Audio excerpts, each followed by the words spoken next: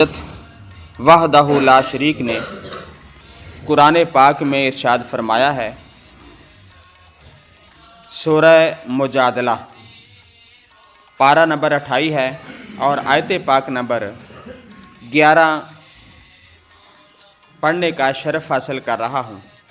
اللہ تعالیٰ کا ارشاد گرامی ہے، یا ایھا الذین آمنوا، اے ایمان والو، اذا قیل لکم تفسحوا فی المجالس فافسحوا، جب تم سے کہا جائے کہ مجلسوں میں جگہ کشادہ کرو، جگہ کشادہ کرو تو جگہ کشادہ کرو۔ یفسح اللہ لکم، اللہ تمہارے لیے جگہ کشادہ فرمائے گا۔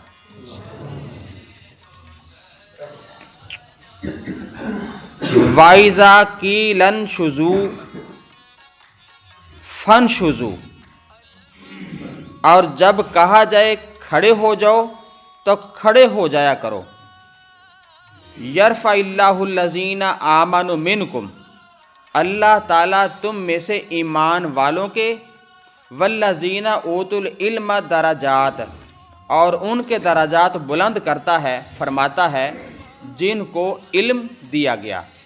واللہ بما تعملون خبیر، اور اللہ تمہارے کاموں سے خبردار ہے۔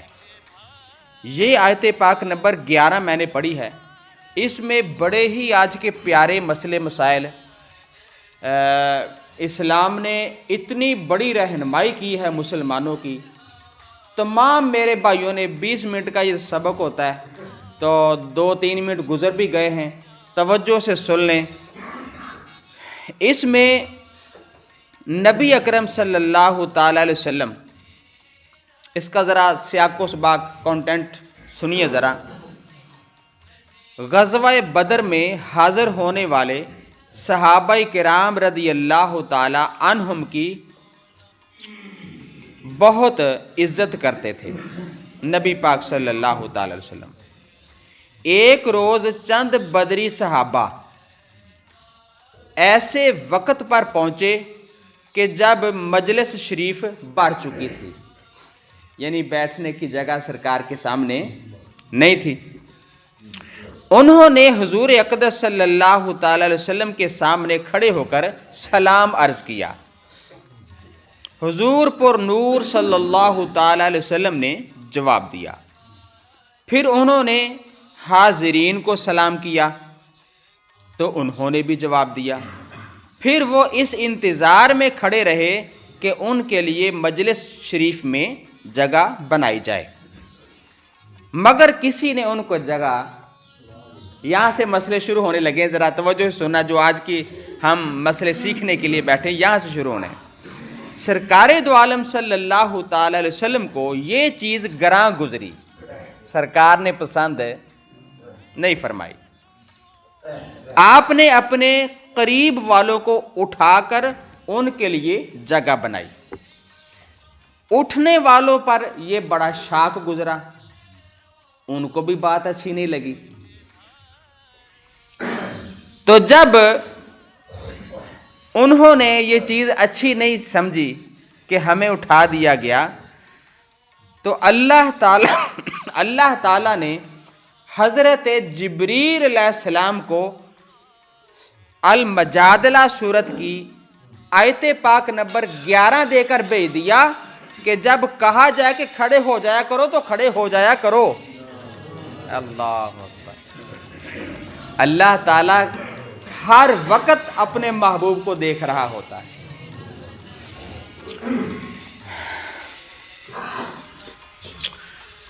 اچھا، یہاں پر اس آیت پاک کے شان نزول سے معلوم ہوا کہ صالحین کے لیے جگہ چھوڑنا، ان کے لیے تعظیم کرنا بالکل جائز ہے، بلکہ سنت مصطفیٰ بن گئی۔ سرکار نے خود ہی تو اٹھایا ہے، حتیٰ کہ مسجد میں بھی ان کی تعظیم کی جائے گی۔ حدیث پاک میں دینی پیشواؤں اور اساتذہ کی تعظیم کا باقاعدہ حکم دیا گیا ہے۔ سید المرسلین صلی اللہ تعالی علیہ وآلہ وسلم نے فرمایا، جس سے تم علم حاصل کرتے ہو ان کے لیے عاجزی اختیار کرو۔ یہ سرکار کا حکم ہے۔ جس سے تم علم حاصل کرتے ہو ان کے لیے عاجزی کرو، اور جن کو تم علم سکھاتے ہو ان کے لیے بھی تواضع اختیار کرو۔ علم سکھانے والوں کو بھی انداز سکھایا جا رہا ہے کہ جو سامنے سیکھنے والے بیٹھے وہ بھی معزز ہی ہوتے ہیں، ان کا بھی ادب و احترام ضروری ہے۔ اور سرکش عالم نہ بنو، یہ میرے سرکار کا پیغام ہے، علماء کے لیے بھی اور مسئلے مسائل جو بیٹھ کر سننے والے ہیں ان کے لیے بھی ہے۔ کتنا پیارا پیغام ہے میرے سرکار صلی اللہ تعالی وسلم کا۔ نیک لوگوں کی عزت کرنا اور بوڑھوں کا لحاظ کرنا اللہ تعالیٰ کو بڑا ہی پسند ہے۔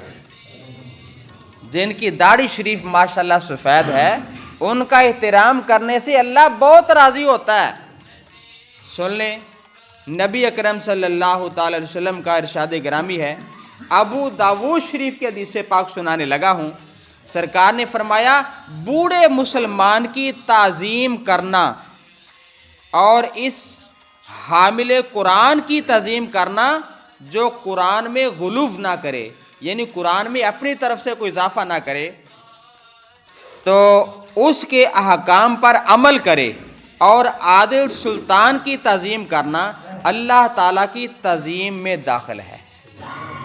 وہ اللہ تعالیٰ کی تعظیم کر رہا ہے جو عالم دین کی تعظیم کر رہا ہے۔ یعنی اب عالم دین کی سرکار نے ڈیفینیشن بھی بیان کر دی ہے کہ ہر عالم دین نہیں، صرف وہی عالم دین جو قرآن شریف کی صحیح تشریح کر رہا ہے، کوئی اضافہ نہ کرے، کوئی کمی نہ کرے، سرکار کی حدیث صحیح بیان کرے، ان علماء کرام کا سرکار نے یہ ابو داؤد شریف میں حدیث پاک نمبر 4843 میں یہ سرکار کا فرمان عالی شان موجود ہے۔ خوش نصیب ہیں وہ لوگ جو علماء اور مشائخ اور دین داروں کی عزت کرتے ہیں، اور بد نصیب ہیں وہ لوگ جو آزادی کے نام پر علماء اور دین داروں کا مذاق اڑاتے ہیں اور اپنی آخرت تباہ و برباد کرتے ہیں۔ کیونکہ یہ جو ہمارا وقت اب گزر رہا ہے اس میں کیونکہ فتنے فساد بہت زیادہ ہیں، اور علماء حق اہل سنت پر ایسے انداز میں کوسچن اور سوالات کیے جاتے ہیں کہ ان کی مراد اپنے سوالوں کا جواب لینے کی نہیں ہوتی، علماء اہل سنت کو ذلیل کرنے کی نیت ہوتی ہے۔ کیونکہ اب فتنے بڑھ رہے ہیں تو الحمدللہ ہمارا جو اہل سنت کا پلیٹ فارم ہے یہ کوئی فرقہ نہیں ہے، یہ تو مصطفیٰ کی جماعت ہے۔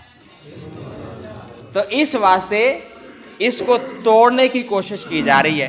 تو میرے پیارے بھائیوں، آج کی قرآن پاک کی اس آیت پاک میں ایک دو مسئلے بھی اس میں آج سماعت فرمائیں۔ مجلس کے آداب میں یہ بھی بات شامل ہے کہ جو شخص پہلے آ کر بیٹھ چکا اسے اس کی جگہ سے نہ اٹھایا جائے، بے شک کوئی چھوٹا ہے کوئی بڑا ہے، آپ کی عمر سے کم ہے، جہاں بیٹھا ہے بیٹھا رہنے دو، اللہ کے گھر میں بیٹھا ہوا ہے۔ اچھا، سوائے کسی بڑی ضرورت کے، یا یوں کہ ہم حضرات کے لیے جو اہم حضرات ہیں ان کے لیے نمایاں جگہ بنا دی جائے، جیسے دینی اور دنیوی دونوں قسم کی مجلسوں میں سرکردہ حضرات کو سٹیج پر یا سب سے آگے جگہ دی جاتی ہے، اور ان کو آگے بٹھانے میں جو عوام ہے وہ بھی اتنا مائنڈ نہیں کرتے کہ ان کو ہم نے بٹھانا ادھر ہے تو پھر یہ کوئی مائنڈ نہیں ہوتا، ان لوگوں کی بات ہو رہی ہے۔ نبی اکرم صلی اللہ تعالی علیہ وسلم کا یہاں پر ارشاد گرامی سنیے، فرمایا تم میں سے جو لوگ بالغ اور عقل مند ہیں انہیں میرے قریب کھڑے ہونا چاہیے، میرے قریب رہا کریں جو زیادہ فہم و فراست والے اور عقل مند لوگ ہیں۔ اور حضرت عائشہ صدیقہ رضی اللہ تعالی عنہا سے روایت ہے، حضور نبی پاک صلی اللہ تعالی وسلم نے ارشاد فرمایا، لوگوں کو ان کے مرتبے اور منصب کے مطابق بٹھایا کرو، لوگوں کا خیال رکھا کرو، جن کی داڑھی سفید ہو گئی ہے وہ میری شریعت، میری امت کے بزرگ لوگ ہیں، ان کو بٹھانے کا انداز الگ ہونا چاہیے، اور جوانوں کا الگ ہونا چاہیے، بچوں کا الگ ہونا چاہیے۔ البتہ فضیلت اور مرتبہ رکھنے والے حضرات کو چاہیے کہ وہ خود کسی کو اٹھا کر ان کی جگہ پر نہ بیٹھیں، ان کو بھی خود چاہیے، ان کے لیے جگہ بنا دی جائے تو الگ بات ہے، لیکن کوئی ایسا بزرگ باہر سے آ جائے اور بچوں کو اٹھاتا پھرے، یہ اس کے لیے بھی جائز نہیں ہے۔ نبی اکرم صلی اللہ تعالی وسلم نے اس چیز سے منع